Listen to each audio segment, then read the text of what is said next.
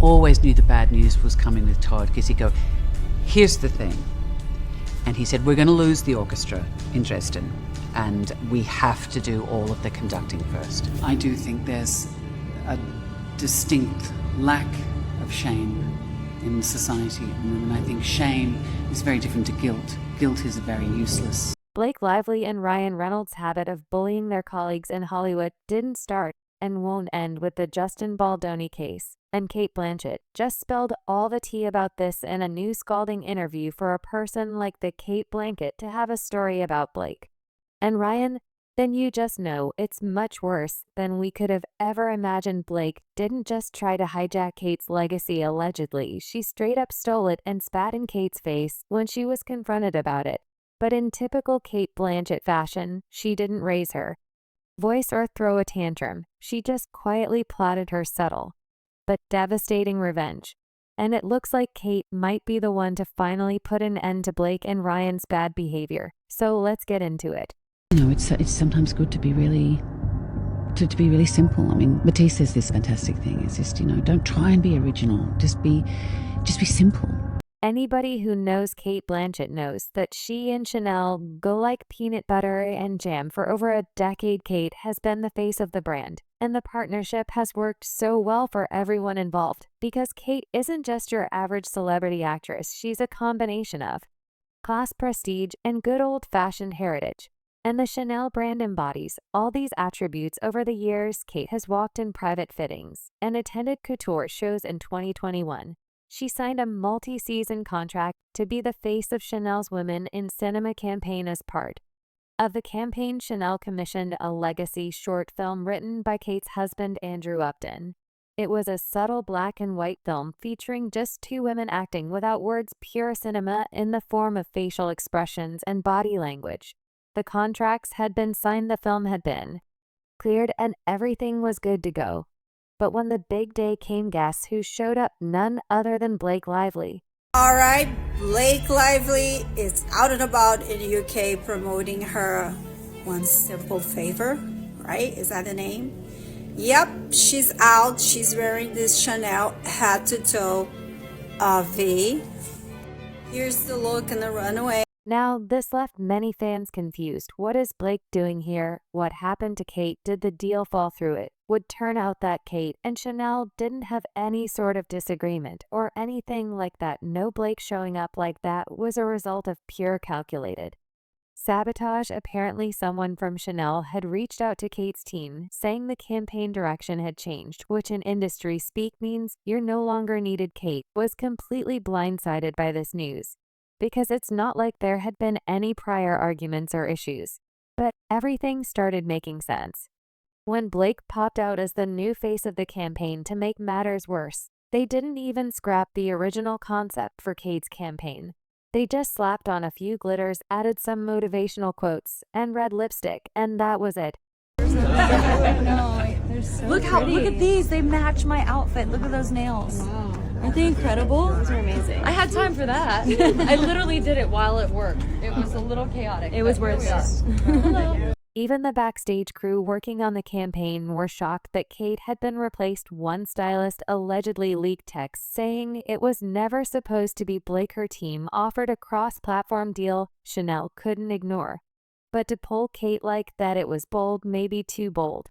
But that was only the beginning. Blake and her team went on to create a whole campaign to make Cate look outdated, while Blake looked like she was swooping in to save Chanel from obscurity. In March 2023, Chanel hosted a private dinner in Paris for a carefully curated guest list of legacy actresses, directors, creative leads, and brand partners. Cate had RSVP'd the event months ahead and was supposed to preview her husband's short film during this dinner. However, 2 weeks before the event, Blake Lively was announced as the evening's brand honor. Cate's little film was quietly replaced by Blake's theme cross-platform storytelling through beauty, film, and wellness. To many people's surprise, Cate didn't cancel. She showed up at the dinner with her head held high, and the night was going well until Blake jumped in and ruined it for her. According to one insider, Blake was sitting at another table with a senior Chanel creative during the dinner, and Blake was overheard saying, "I just feel like I could bring something fresh to it, like that script was beautiful." but a little outdated, right?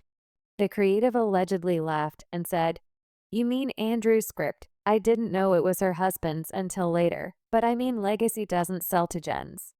The insider added that Cate overheard the entire discussion as she was sitting just a few feet away, and although she didn't confront them or anything like that, she looked sad for the rest of the night. But it gets weirder. Fast forward to April 2023 and the first rollout for Blake's Chanel and Netflix crossover campaign launched. But get this, apparently Chanel's PR team hadn't cleared a feature piece in a British fashion magazine that had been approved when Cate was still the face of the campaign, and the piece even made reference to Andrew Upton's short film and Cate's personal creative involvement in the project. Well, the article was accidentally published on April 16th. With all that information still in there, the article stayed live for only 3 hours.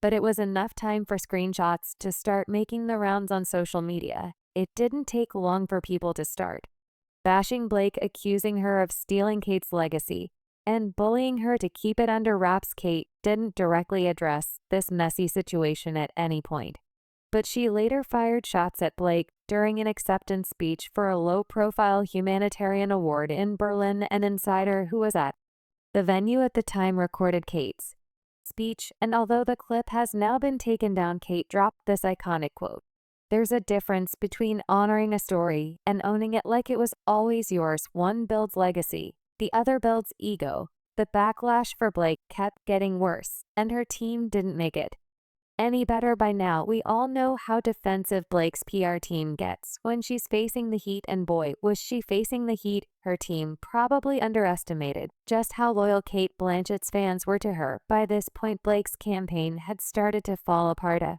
scheduled press appearance on a YouTube fashion talk show was canceled last minute. The official explanation was that there were scheduling conflicts, but insiders suggested otherwise. One of the crew members leaked behind-the-scenes footage of the host rehearsing the intro, and it sounded like they were going to ask Blake about the whole drama with Cate Blanchett and what really happened to Cate's version of the campaign that would have made a terrible situation even more disastrous.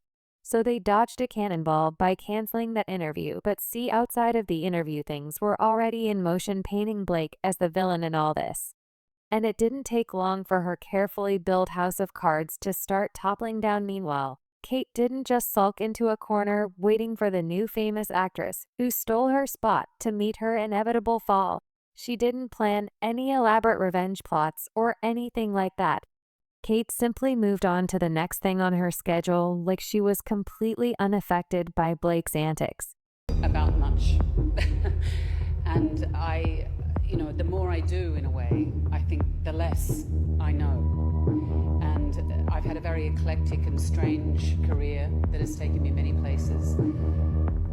But perhaps if there's any connective tissue in my career, it's the desire to know. It's the quest to unlock what it means to be human, that strange nub of fearful, joyful uncertainty that it is to be a human being. And to live a creative life, it's fueled with uncertainty and doubt. It's the DNA of how you begin any project. You have to humble yourself and say, I don't know, and I'm here to find out. In June 2023, Cate and her husband Andrew premiered an original Tupperson play at the Sydney Theatre Company. The play was written entirely by Andrew and directed by Cate, but it wasn't some big splashy affair.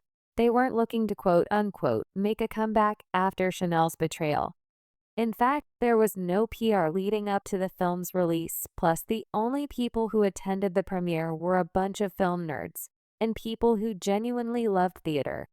But get this, apparently, the film's original title was supposed to be lines that weren't meant to be read, but it was later changed to the credit, which a lot of people felt was a subtle shade, and Blake Lively for failing to give Cate credit despite.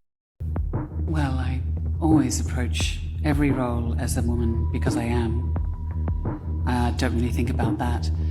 I do think there's a distinct lack of shame in society at the moment. I think shame is very different to guilt. Guilt is a very useless emotion. I don't know what you do with that.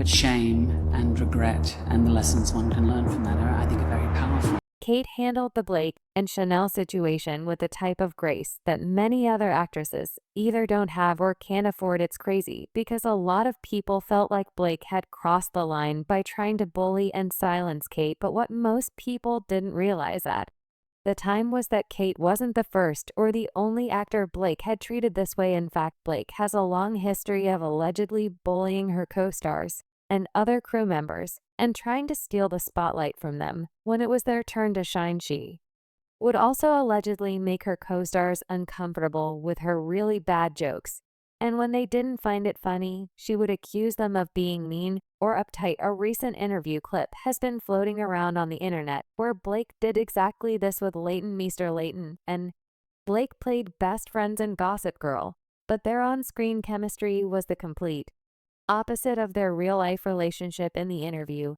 that's been making the rounds, Blake made a joke about Leighton being born in prison and even compared her other co-stars to monkeys in a cage. Article recently saying that Leighton and I were frenemies, and it's frenemies. Is that the new term, frenemies? Yeah, we're friends, but we're also enemies, and it's really strange because they always want to pit women against each other. You don't hear about like Penn and Chase hating each other and being jealous and competitive. 2 seconds later. I think I'm just brunette because of the books. And everyone knows blondes are nicer anyway. The moment by me. Remember Savannah. It was another promise was no pet monkey. Yeah. Chuck has a matching pet monkey with coordinating outfits, and I was like, I would love to be part of the show, but I can't act with a monkey. And then I got a few of them. Come on, it was a joke. Lord have mercy. Your wardrobe. That is important. Very good. It's very important. This is wardrobe. This is wardrobe. This was on the return rack. I think it was hers. So I had to go and like slip them cash to wear it today. It was a terrible, almost mean joke, and you could tell by their body language that the co-stars did not like her comments at all. But as usual, they just chalked it up to Blake being good old Blake and moved past it. But it would turn out that Blake had allegedly been picking on Leighton throughout the period they worked on Gossip Girl in 2017. The show's executive producer Joshua Safran spilled the tea about how Blake and Leighton didn't get along on set. Joshua tried to play it off as both women having different personalities, but after that interview clip went viral, fans just couldn't believe that Blake is just a funny and quirky little girl anymore. Another co-star Armie Hammer once revealed that Blake acted like a diva on set. Everything had to be done exactly as she wanted, and she would throw a tantrum over every little inconvenience. During an interview with Andy Cohen, Armie finally opened up about how horrible working with Blake was, and the real reason why he left Gossip Girl. Armie tried to keep it cool, but you could tell that his experience working with Blake Lively left him traumatized for life. Hi, my question for Armie. On Gossip Girl, who was the biggest diva on set? Biggest diva on set of Gossip Girl. You can say it because it's so far away from where you are now. That show's over. I suggest that you do not pass on another question. By the way. Thank you, Chelsea. I wish I could take all of my passes back and use them all right now. Yeah. Let me just say that was a tough show to film, and I didn't end up actually filming all of the episodes I was supposed to because it was such a tough film. Really? Literally, you said, get me out of this. It was also like, get him out of here. Yeah. Oh, really? Yeah. So it just literally was that. Whose love interest were you? I was Blake Lively's love interest. You were? Yeah. Okay, well Sounds then. like she was the problem. It sure does, Chelsea. No, that's not what I'm saying. That's exactly what I was thinking. Don't put words into his mouth. Yes. Because my foot is already there. No, it is not. No, hey. Yeah, continue. Sorry, it's your show. No, please, you continue. I'm interested in what you... No, I like Sorry. it. I need another drink. Hey, Katie. Hey, y'all are cracking. Oh, and don't get me started on the rumors that have been floating around that when Blake doesn't like a particular actor, she makes sure everyone else has a problem with that person as well. Ever wonder why Penn Badgley had such a hard time fitting into the Gossip Girl? Said allegedly Blake had told the directors and other cast members from day one that Penn was a difficult guy to work with and that they shouldn't be cool with him. It would take weeks for Penn to finally break the ice. But when other cast members warmed up to him, they realized he was nothing like Blake had described him as. So when Justin Baldoni came forward with his story of Blake trying to kick him out of the director's chair, a lot of people were shocked, but not surprised. According to reports, Blake didn't just try to steal the spotlight from Justin. She would allegedly rewrite scenes from the script without his permission, and when he refused to use her version of the script, she would threaten him with her dragons, her bestie Taylor Swift, and her husband Ryan Reynolds. Having starts with us, so I'm hoping to see you back in the double duty role. I think there are better people for that one. Justin. I think Blake Lively's ready to direct. That's what I think. Ooh. So, yeah. Justin said he doesn't know if he'd be game to direct the next one, but perhaps Blake would. Is that something that you would entertain? Oh, absolutely. I think that whoever decides to take charge of the next one would do it justice. But, you know, it's a lot of people to get the same schedules together again, so we'll see. Oh, absolutely. She's so capable of that. She is a powerhouse. She could do literally anything. But that's not all. Allegedly, Blake went behind Justin's back to lobby Colleen Hoover for the right to direct the next part of the movie, mind you. This was before any of the lawsuits were even filed. Justin's contract gives him the right to direct and produce every part of the film, but the contract has one little caveat. If Justin is found in the middle of any morally damaging scandal like an essay case, he will be stripped of his title and will never get to work on the movie again. So the fact that Blake was already allegedly trying to convince Colleen to make her the director of the next film is really, really shady once you put two and two together. As for Cate Blanchett, she stood her ground and refused to allow herself to be pushed to the sideline, especially coming from someone like Blake. But do you think Cate should have handled the whole thing differently? Do you think this might just be the end of Blake's career running closer and closer? Let us know in the comments and stick around for this next juicy story.